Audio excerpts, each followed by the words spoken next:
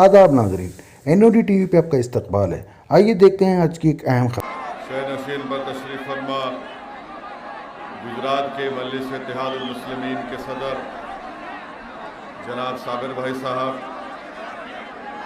मौलाना खलील अहमद साहब, मौलाना लातूरी साहब, मौलाना फरीद अशरफी साहब, गुजरात के मजलिस इत्तेहादुल मुस्लिमीन के मोतमद सैयद खुर्शीद साहब और सूरत के मजलिस इत्तेहादुल मुस्लिमीन के सदर वसीम कुरैशी साहब, मोअज़्ज़िज़ हाज़रीन इकराम, बुज़ुर्गान मिल्लत, मेरे गयूर नौजवान साथियों, इज़्ज़तदार माँ और बहनों, आप तमाम का बेहद शुक्रिया कि आपने अपना कीमती वक्त निकाल कर आज के इस जलसे में शिरकत की।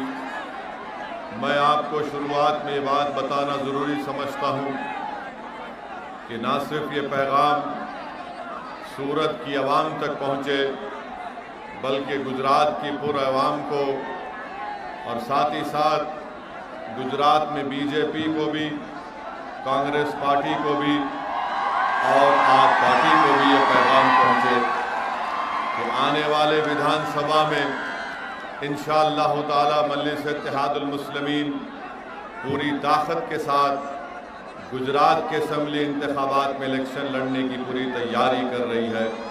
और आज आप लोगों का फ़खीरुल मिसाल खैर मुक़द्दम और फिर यहाँ पर हज़ारों की तादाद में जमा होना इस बात का पैगाम देता है कि इंशाअल्लाह ताला सूरत में भी मजलिस इत्तेहादुल मुस्लिमीन एक नया सियासी इनकलाब सूरत की सरजमीन पर लिखने जा रही है। मेरे अजीज़ दोस्तों और बुज़ुर्गों, मैं आपको ये पैगाम देने आया हूँ कि हमारा वतन अजीज़ हो या गुजरात रियासत हो, इस लोकतंत्र में जब तक आप अपनी एक सियासी आवाज़ को नहीं पैदा करेंगे, आपके और हमारे मसाइल हल होने वाले नहीं हैं। आप याद रखिए मेरी इस बात को कि जमहूरियत की तल्ख़ हकीकत ये है कि जब तक आपके पास आपके वोट से आपके नुमाइंदे कामयाब नहीं होंगे, आपके मसाइल हल नहीं किए जाएंगे। अगर गुजरात में और वतन अजीज़ भारत में अल्पसंख्यक समाज के मुसलमानों को इस बात की शिकायत है कि हम पर जुल्म होता है, हमको दबाया जाता है, हमको बेजा जेलों में डाल दिया जाता है, हमको कारोबार से महरूम कर दिया जाता है, हमारे घरों को और हमारे कारोबार की जगहों को बुलडोज़र से तोड़ दिया जाता है, तो याद रखिए आपको एक सियासी ताकत बनना है। मैं आपको खुलकर कह रहा हूँ कि सिर्फ मज़म्मती बयानात से मसलों का हल नहीं निकलता, सिर्फ जज्बाती तकारीर से आपकी बीमारी का इलाज नहीं निकलता, सिर्फ नारों से आपकी आवाज़ और आपके मसाइल हल नहीं होते। जमहूरियत में अगर आप इस बात को तय कर लेंगे कि अब हम मुत्तहिदा तौर पर अपना एक एक वोट अपनी पार्टी के नुमाइंदों के हक में डालेंगे, तो तभी जाकर आपकी आवाज़ को सुना जाएगा।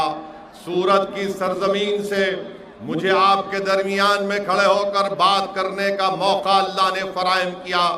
बताइए आज उन गरीब ठेला बंडी पर कारोबार करने वालों को उनकी बंडियों को हटाया गया क्योंकि वो अंडा बेचकर अपनी कमाई कमाते थे।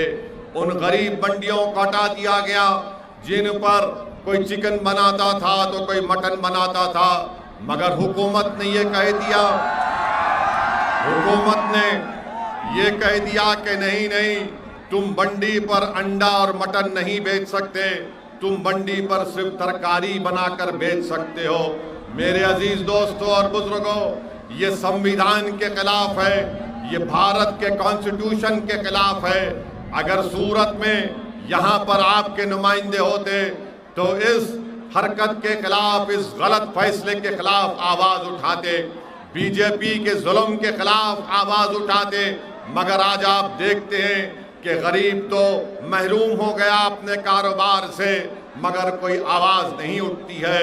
मेरे अजीज दोस्तों और बुजुर्गों, मेरे गयूर नौजवान साथियों, याद रखो आप मेरी इस बात को, जब तक आप एक सियासी ताकत नहीं बनेंगे आपके मसाइल हल होने वाले नहीं है। गुजरात में आज मुसलमान 11% हैं और पटेल बरादरी के लोग भी करीब करीब उतनी उनकी आबादी है। मगर आखिर क्या वजह है? मैं गुजरात के मुसलमानों को पैगाम दे रहा हूं कि आखिर क्या वजह है कि पटेलों की आबादी मुसलमानों की आबादी के बराबर है, मगर असेंबली में उनकी नुमाइंदगी करीब 44 है और मुसलमान के सिर्फ 3 MLA जीत कर जाते हैं। सोचो गुजरात के मुसलमानों, अगर आप एक तारीख बनाना चाहते हैं तो मैं आपसे अपील करने आया हूं, इल्तिजा करने आया हूं, गुजारिश करने आया हूं कि एक हो जाओ, अपने अपने इख्तलाफात को बाजू रखो, मसलक चाहे तुम्हारा कुछ भी हो बराबर अपने मसलक पर चलो, मगर अगर इत्तेहाद के मुजाहरे नहीं करोगे तो याद रखो जिस तरह उन बंडियों को हटा दिया गया, कहीं ऐसा ना हो कि तुम्हारी तारीख और तुम्हारी तहजीब को मिटा दिया जाए। अगर मसलक को जिंदा रखना है, शनाख्त को जिंदा रखना है तो सियासत में हिस्सा लेना पड़ेगा। और सिर्फ यह कह देंगे कि नहीं हम दुआ कर देंगे तो याद रखो सिर्फ दुआओं पर इक्तफा करने से कुछ नहीं होता, दुआ भी करना है और मैदान कारसाज में उतरकर अपने दुआओं के असर को देखना है। रसूलुल्लाह सल्लल्लाहु अलैहि वसल्लम ने मिंबर से भी खिताब किया और अहद के मैदान में अपने दंदाने मुबारक को शहीद करवाया। हक और बातिल की जंग में इमाम हुसैन ने अपनी जान के नजराने पेश कर दिए ताकि हक को कामयाबी हो सके। अगर आप सिर्फ सोचते रहेंगे कि कैसे होगा क्या होगा, मेरे अजीज दोस्तों और बुजुर्गों, एक मर्तबा आप मजलिस इत्तेहादुल मुस्लिमीन को मजबूत करिए, सियासत में हिस्सा लीजिए। याद रखिए किसी शायर ने बड़ा खूब कहा था कि जुदा हो दीन से सियासत, जुदा हो दीन से सियासत तो रह जाती है चंगेजी। अगर चंगेजी का खात्मा करना है तो सियासत में हिस्सा लेना है, अगर जालिम के जुल्म को रोकना है तो सियासत में हिस्सा लेना है, अगर वक्त के फिरौन और नमरूदों को रोकना है तो अपनी सियासत में हिस्सा लेकर अपने इत्तेहाद की ताकत पर अपने नुमाइंदों को कामयाब और कामरान कराना है। अगर कोई आपके दरमियान में आकर ये कहता है कि गुजरात की विधानसभा में अगर मजलिस इत्तेहादुल मुस्लिमीन के अरकान कामयाब हो जाएंगे तो क्या कर लेंगे, याद रखो गुजरात के मुसलमानों, याद रखो भारत के मुसलमानों, आप हुकूमतों को तब्दील नहीं कर सकते, आप अपने वोट से अपने नुमाइंदों को कामयाब कर सकते हैं। अगर कोई ये कहेगा कि अगर गुजरात की विधानसभा में मुसलमान अगर 5-10 मजलिस के कामयाब हो गए तो क्या होगा? अरे क्या होगा जब भारत की पार्लियामेंट में 540 के ऐवान में ये अकेला दीवाना आपकी दुआओं से खड़ा हो जाता है तो पूरी भारत की पार्लियामेंट को सुनना पड़ता है, पूरी भारत की पार्लियामेंट को सुनना पड़ता है। लोग बोलेंगे आपसे कि गुजरात में बीजेपी मजबूत है, बीजेपी की सरकार है, तो हाँ भारत की पार्लियामेंट में मोदी के 300 है, मगर अगर एक दीवाना खड़े हो जाता है तो 300 के सामने सच्चाई बयान करने का मौका मिलता है। तो ये मिजाज गिरामी आपको पैदा करना है। सुनो मेरे सूरत के नौजवानों, मैं उलमाए कराम की और मशाइखीन उज़्ज़ाम की मौजूदगी में लबकशाई कर रहा हूं। सुनो आप मेरी इस बात को, मैं गुजरात को अपने लिए नहीं आया हूं, मैं गुजरात को अपनी इज्जत और मकबूलियत या अपनी अना की तस्कीन में इजाफा करने के लिए नहीं आया हूं। मैं अगर गुजरात को आया हूं और आता रहूंगा तो एक ही मकसद है कि आपकी क़ियादत बने, आप नेता बने, आप लीडर बने, आपके दिलो दिमाग से खौफ दूर हो जाए, बराबरी का हिस्सा आपको मिले और आपको इज्जत की निगाहों से देखा जाए। मेरे अजीज दोस्तों और बुजुर्गों, ये उस वक्त मुमकिन है जब आप मुत्तहिदा तौर पर मजलिस इत्तेहादुल मुस्लिमीन के हक़ में अपने वोट का इस्तेमाल करेंगे। इल्जाम लगाने वाले इल्जाम बहुत लगाते हैं। कोई इल्जाम लगाएगा कि ओवैसी के भाषण से बीजेपी को फायदा हो जाता है। कोई कहेगा कि मजलिस के इलेक्शन लड़ने से बीजेपी का फायदा हो जाता है। मैं आपको बता रहा हूं कि मेरे भाषण से ना हमारी पार्टी के इलेक्शन लड़ने से किसी को फायदा या नुकसान नहीं होता। मैं इलेक्शन लड़ता हूं तो मेरी पार्टी को फायदा हो। मैं इलेक्शन इसलिए नहीं लड़ता कि किसी को फायदा पहुंचे या किसी को नुकसान पहुंचे। इल्जाम लगाने वालों इल्जाम लगा लो। जब तक अल्लाह असदुद्दीन ओवैसी को जिंदा रखेगा मैं अपना काम करता रहूंगा। जब तक अल्लाह सुब्हाना व तआला अपने फजल और करम से मेरे जान और माल की हिफाजत करता रहेगा मैं बोलता रहूंगा, मैं लड़ता रहूंगा। हाँ, कोई गम की कोई बुरी बात नहीं है कि अगर मैं खड़े होकर ये कहता हूं कि मैं भारत के गरीब और मजलूम आवाम के लिए एक आवाज उठाता हूं। मुझे कोई शर्मिंदगी नहीं है इसमें, इस बात को कहते हुए मुझे कोई शर्मिंदगी नहीं है अगर मैं खड़े होकर कहता हूं कि मैं दलित और आदिवासियों के हुकूक का मुतालबा करता हूं। मुझे कोई डर नहीं होता अगर मैं कहता हूं कि भारत के मुसलमानों को संविधान के मुताबिक उनका जायज मुकाम मिलना चाहिए, तो कोई डरने की जरूरत नहीं है। भारत के मुसलमानों, सूरत के मुसलमानों, गुजरात के मुसलमानों, हमको अपना हक हासिल करना है। हम अल्लाह से डरने वाले हैं, किसी इंसान हुकूमत से डरने वाले नहीं बन सकते हैं।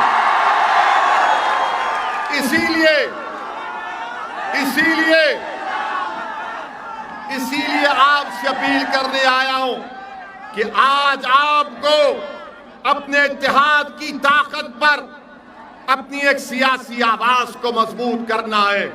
छोड़ दीजिए उन कांग्रेस पार्टी को जो अनकरीब में कांग्रेस पार्टी भारत से के सफ़े हस्ती से खत्म होने जा रही है इंशाअल्लाह ताला। कांग्रेस पार्टी नहीं मुकाबला कर सकती बीजेपी और मोदी का। अगर कोई जानता है कैसे बीजेपी को रोका जाए तो उसका नाम असदुद्दीन ओवैसी और मजलिस इत्तेहादुल मुस्लिमीन है। ये कांग्रेस के कायदीन राहुल गांधी में दमखम नहीं है कि मोदी को रोक सके, ना मोदी का जवाब दे सके। मेरे अजीज दोस्तों और बुजुर्गों, पिछले 25 साल से गुजरात में बीजेपी कामयाब हो रही है। मजलिस इलेक्शन नहीं लड़ी तो कैसे बीजेपी कामयाब हो रही है? तो मालूम हुआ कि गुजरात में बीजेपी और कांग्रेस का एक टाका है, एक रिश्ता है। अगर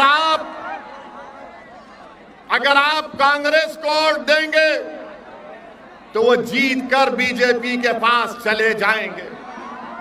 जैसा कि पिछले विधानसभा के चुनाव में कांग्रेस के 12 विधायक जीतकर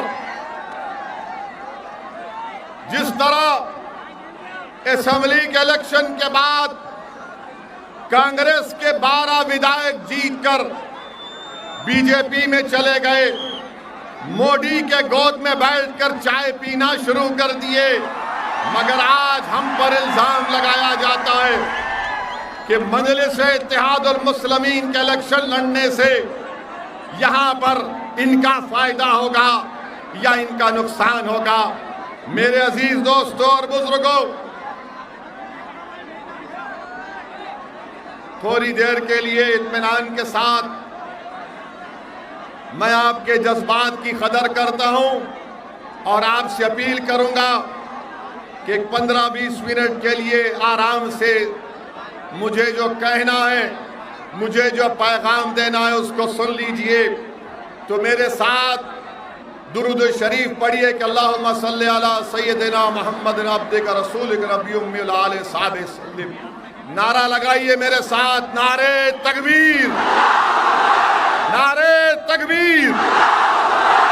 मेरे अजीज दोस्तों और बुजुर्गों, जो दूसरी बात मैं आपके सामने रखना चाह रहा था वो ये है कि आज हमारे वतन अजीज में, हमारे मुल्क भारत में हर चीज को ये इल्जाम लगा दिया जाता है कि ये हुआ तो मुसलमानों की तरफ से हुआ, अगर ये गलत हुआ तो मुगलों की वजह से हुआ। हम उनको बताना चाह रहे हैं, बीजेपी और आरएसएस के लोगों को, मैं सूरत की सरजमीन से देश के प्रधानमंत्री नरेंद्र मोदी को यह पैगाम देना चाहता हूं और ये बात साफ और वाज़े तौर पर, ओ भाई रुक जाओ, साफ और वाज़े तौर पर कहना चाहता हूं कि कहा जाता है कि मुगलों की बात करते हैं। अरे भारत का मुसलमानों का मुगलों से कोई ताल्लुक नहीं है, याद रखो। हमारा ताल्लुक उन लोगों से है जो अहले दिल थे, सूफी थे, जिन्होंने इस्लाम को भारत को लाया। अगर भारत में पहली मस्जिद मुगलों ने नहीं बनाई थी, भारत में पहली मस्जिद अगर बनाई गई तो केरला में बनाई गई थी। वो बादशाह थे, बादशाह दीन का नहीं होता, आलिम दीन का होता है। सूफी जो होता है उसका ताल्लुक दीन से होता है। मगर बीजेपी मुगलों को मुसलमानों से जोड़कर कहती है नहीं, वो 600 साल पहले ऐसा हुआ था, 500 साल पहले ऐसा हुआ था, 450 साल पहले तोड़ी गई, अब हम उसमें खोद के देखेंगे।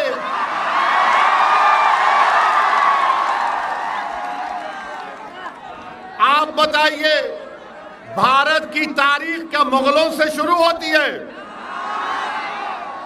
भारत, ये जो भारत बना, अगर कोई संगी आपसे कहेगा, कोई अगर मुसलमानों का दुश्मन आपसे कहेगा कि आज मुगलों की वजह से ऐसा हो रहा, तो उनसे पूछना भारत कैसे बना। 50,000 साल पहले अफ्रीका से लोग भारत को आए थे। कितने साल पहले? 50,000 साल पहले। 40,000 साल पहले ईरान से किसान आए थे। 30,000 साल पहले स्टीप से लोग आए थे, स्टेप से लोग आए थे। इसके बाद लोग आते गए तो भारत बना। मगर बीजेपी को अगर कोई नजर नहीं आता, खाली मुगल नजर आता है इनको। अब आप बताइए कि क्या बादशाह अशोका ने लोगों का कत्ल नहीं किया? बादशाह अशोका ने हजारों लोगों का कत्ल किया। बोलो आरएसएस वालों, अशोका के बारे में तुम्हारी राय क्या है? क्या यह बात सच नहीं है कि पुष्यमित्रा ने बुद्धों की मंदिरों को तोड़ा? इसकी बात क्यों नहीं करते बीजेपी और संघ परिवार के लोग? मगर बोलेंगे नहीं, ताजमहल के नीचे जाकर देखेंगे, ताजमहल के नीचे क्या मिलेगा आपको? नहीं, हम खोद के देखेंगे क्या मिलेगा। तो क्या मैं भी खड़े होकर कह दूं कि देश के प्रधानमंत्री मोदी जिस घर में रहते हैं उसके नीचे भी मस्जिद है, खोदी जाए?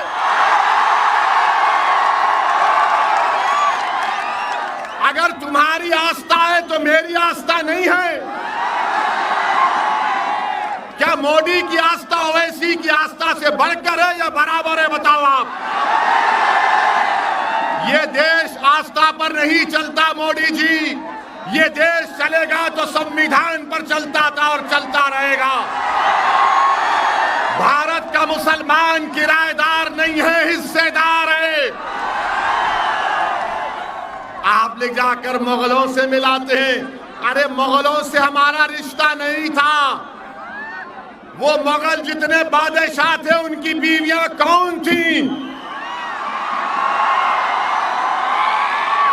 किससे शादी की थी उन्होंने? क्या उसका जिम्मेदार आप मुझे बनाएंगे? आप जाके पूछो औरंगजेब से मुझे क्या करना है। अब जाके पूछो अकबर से, जहांगीर से, शाहजहां से। और क्या मोदी जी, क्या आपने बहादुर शाह जफर की खबर पर फूल नहीं चढ़ाए थे? हमको जिम्मेदार, हाँ मुगल अगर जिम्मेदार है तो यकीनन औरंगजेब जिम्मेदार है पेट्रोल की कीमत का। अकबर जिम्मेदार है बेरोजगारी का, और शाहजहां जिम्मेदार है कीमतों में जो इजाफा हो रहा है। अब खुश हो गए बीजेपी वालों, हमने मुगलों को जिम्मेदार करार दे दिया, पेट्रोल का जिम्मेदार। कीमत अगर पेट्रोल की बढ़ गई मोदी जी तो औरंगजेब जिम्मेदार, नौजवान को नौकरी नहीं है तो अकबर जिम्मेदार, कीमतें बढ़ रही तो शाहजहां जिम्मेदार। ये जिम्मेदारी हम देने तैयार हैं। मगर अशोका को क्यों भूल गए, पुष्यमित्रा को क्यों भूल गए? इनके बारे में भी बोलना चाहिए ना, नहीं बोलेंगे तो आपको खुलकर कहना है कि हमारा ताल्लुक मुगलों से नहीं है। हाँ, वो बादशाह थे जो मुल्क पर हुकूमत किए, जिस तरह अशोका ने किया, जिस तरह कृष्णदेवराया ने किया, जिस तरह पुष्यमित्रा ने किया, उन सब ने किया, चंद्रगुप्त मौर्य ने किया। मगर आप ये मुगलों के पीछे पड़ गए और मुगलों को हमसे जोड़ते हैं। सुनो, अगर भारत का मुसलमान का किसी से ताल्लुक है, उसका ताल्लुक है अल्लामा फजल खैराबादी रहमतुल्लाह अलैह से।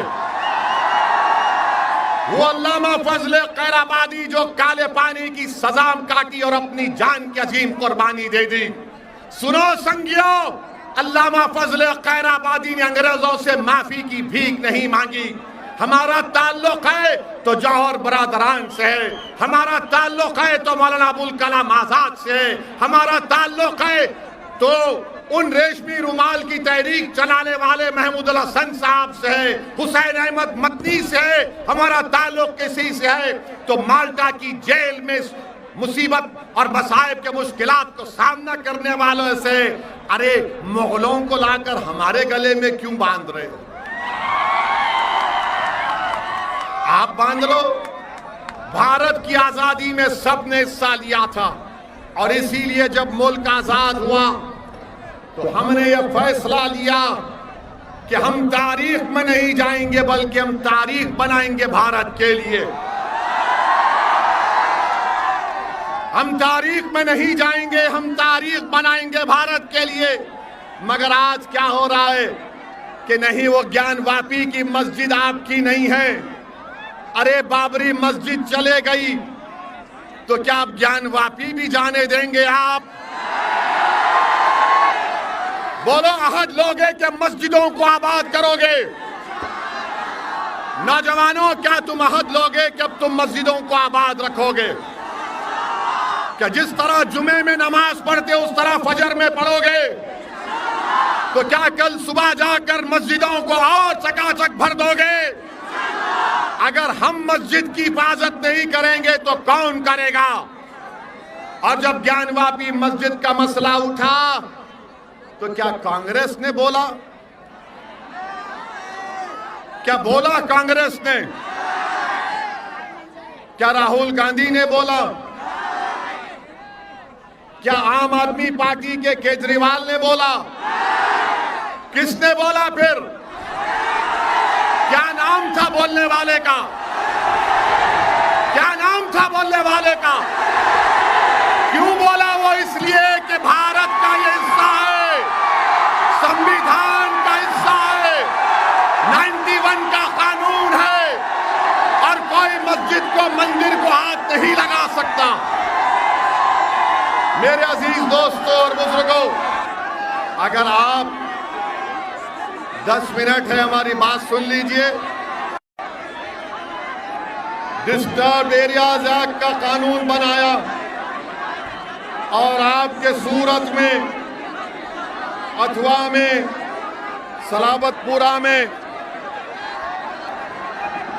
हेलो हेलो, मोदी जी को बोले तो माइक भी डर रहा उनसे, मगर हम नहीं डरते, हम सिर्फ अल्लाह से डरने वाले। तो मैं आपसे कह रहा था, डिस्टर्ब एरियाज एक्ट सलाबतपुर में, चौक बाजार में, सईदपुर और लाल चौक में अब तक 2017 से डिस्टर्ब एरियाज एक्ट लगा दिया गया। 2002 से अल्हम्दुलिल्लाह सूरत में कोई फसाद नहीं हुआ। मजलिस इत्तेहादुल मुस्लिमीन इस बात का मुतालबा करती है कि गुजरात से डिस्टर्ब एरियाज एक्ट को ख़त्म किया जाए। और आप जानते हैं कि सूरत के मजलिस के सदर ने sir sir sir sir sir sir sir अरे सर रुक जाइए।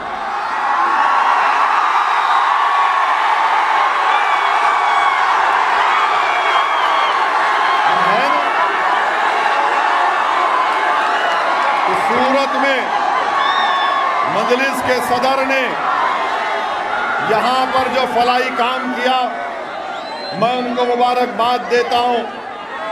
और ये बताना चाहता हूँ कि गुजरात में सिर्फ 26% मुसलमान मैट्रिकुलेशन मुकम्मल करते हैं और दूसरे लोग हमारे हिंदू भाई 41% मैट्रिकुलेशन मुकम्मल करते हैं। तो मेरी आपसे गुजारिश है कि आप मजलिस इत्तेहादुल मुस्लिमीन का साथ दीजिए।